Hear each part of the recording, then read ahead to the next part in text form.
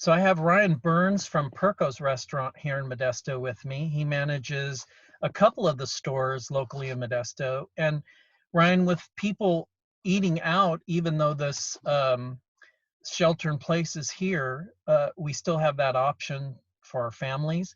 So a lot of people are wondering, what are the restaurants doing to keep not only their customers, but also the employees that are working there safe from that?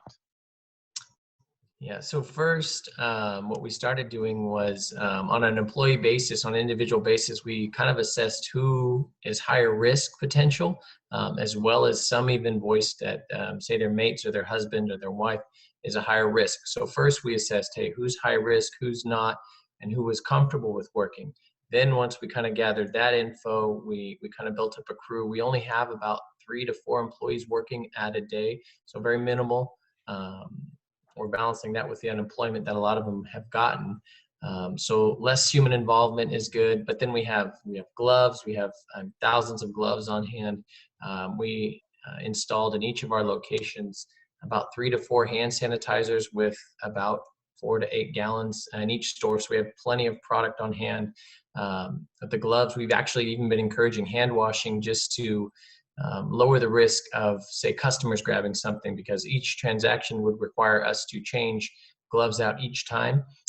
So we kind of, based on the CDC's recommendations, they said stick with hand washing, but just do it frequently. So every time we do a transaction or anything, we'll wash our hands. We double that up with the hand sanitizers, everything like that.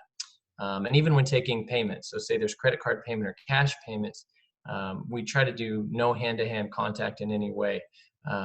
We usually have a little container that will accept the card or the cash in. We cash it in, we wash our hands, we take it back to them on a clean container, which we usually Lysol or do something along those lines as well. So to keep that minimal. Also with that, we've encouraged masks. They're not required, but we've encouraged everyone has one. Work today, and many of the individuals, we all had them today. And they say they're kind of annoying, but they say, no, it's worth the risk, not worth risking any employees or customers' safety in that regard. And currently, we don't allow customers into the building. It's all curbside and takeout. That keeps us from wiping down, any places that their hands could touch or anything like that. Less exposure for the employees.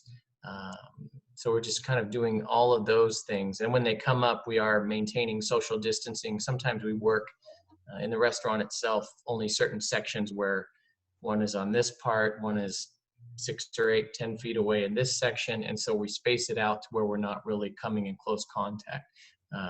It's pretty minimal when we do that. And everything is takeout. So it's all packaged, unopened plasticware, things like that. So nothing really reusable. It's all single-use items now that we just discard, and the customer will discard when they're all done.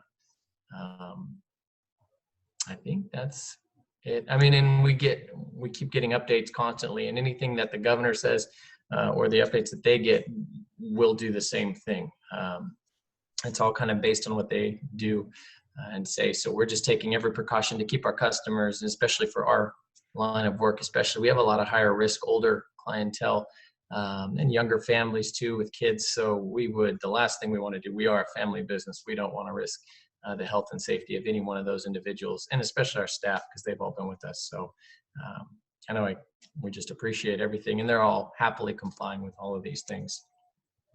That is so good to hear. I know for a lot of people, knowing that is comforting, and it gives us confidence to go out and buy a meal at a restaurant like yours.